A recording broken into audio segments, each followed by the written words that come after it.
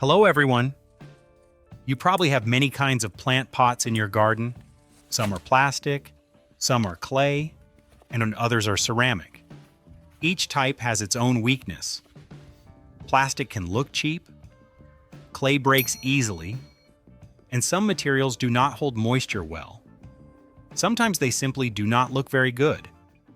But there is one combination of materials that can solve many of these problems if you mix it the right way. Sawdust is light and breathable.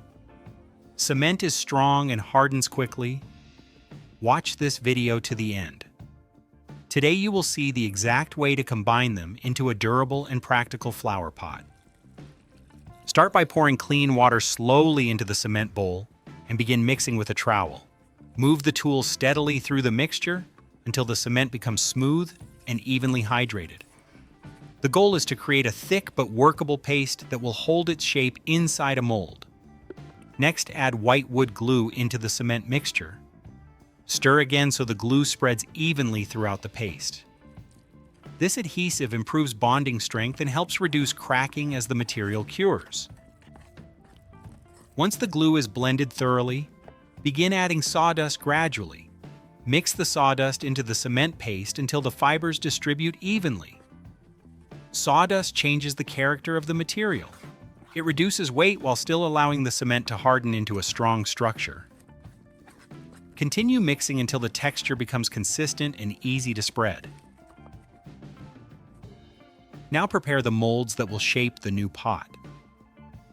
Take a plastic container slightly smaller than the final pot size.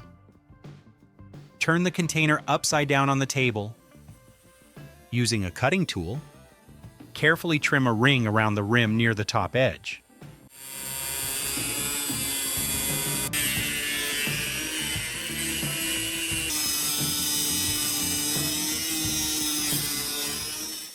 Remove the outer lip so the surface becomes smooth and straight. This piece will serve as the inner mold. After cutting, use sandpaper to smooth any rough edges left by the cut. I'd like to hear where you're from. Drop your city and state below so I know how far this video is reaching. Removing sharp plastic burrs helps the mold separate cleanly later. Next, prepare the outer mold. Take a larger plastic pot that will define the outside shape of the finished container. Before filling it with cement, prepare a small foam cylinder. Place a bead of hot glue on the center of the pot's bottom surface and press the foam piece firmly into position. This foam block will create the drainage hole once the pot is complete. To prevent the cement from sticking to the molds, pour a small amount of oil into the large pot. Use a brush to spread the oil evenly along the inside walls and across the bottom surface. Oil also goes onto the bottom of the smaller mold that was trimmed earlier. This thin coating allows the molds to release easily once the cement cures. Place the small mold inside the large pot. Position it carefully on top of the foam cylinder so the two molds remain centered. Scoop a portion of the mixture and place it into the large pot. Spread the material across the base until it reaches the same height as the foam cylinder. Smooth the surface so it forms an even foundation. Set the smaller mold on top of the foam cylinder. Pour water into the smaller mold. The weight stabilizes its position. Place 2 bricks inside as well to ensure the mold stays firmly in place. Scoop the cement and sawdust mixture slowly into the space between them. Spread the mixture evenly as you work around the entire circumference. After filling the mold, tap gently along the sides of the outer pot. These light vibrations help the mixture settle and remove trapped air pockets. Continue tapping until the surface appears level and compact.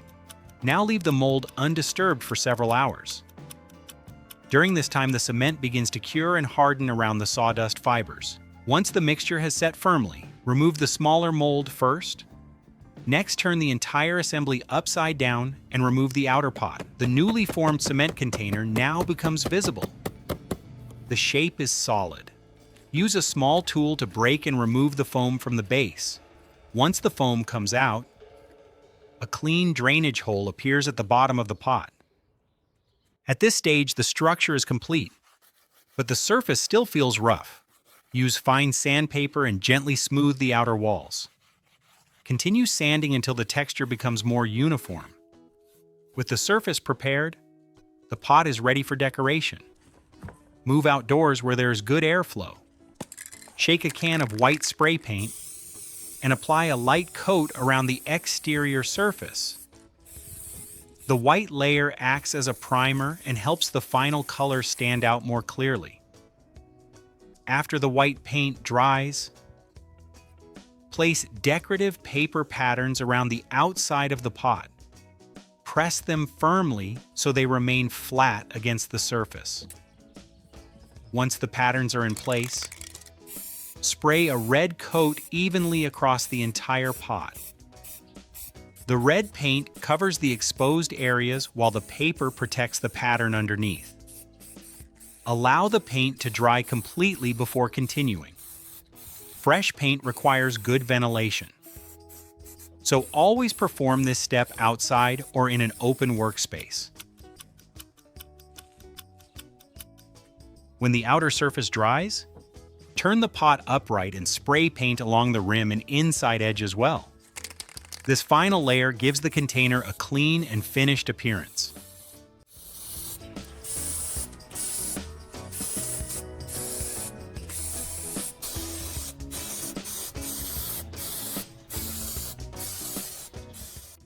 After the paint sets, peel away the decorative paper pieces. The pattern now appears clearly against the red background. Take a close look at it. The pot looks clean and solid, yet it remains light in your hands. The material stays breathable and allows water to drain properly. The pot is now ready for planting. Fill it with soil and place a healthy plant inside. Add water slowly and allow it to drain through the hole at the bottom. The new container holds the soil firmly and provides proper drainage for the roots. A broken pot has now become a strong and attractive replacement built from simple materials. Sawdust and cement combine to form a lightweight but durable structure that works perfectly for garden use. Small projects like this show how everyday workshop materials can create practical solutions. Instead of discarding broken items, rebuilding them can produce something even better. If this project inspired you, leave a comment and share your ideas for future builds. Subscribe for more practical DIY projects that improve tools and save money. Turn on notifications so you never miss the next workshop solution.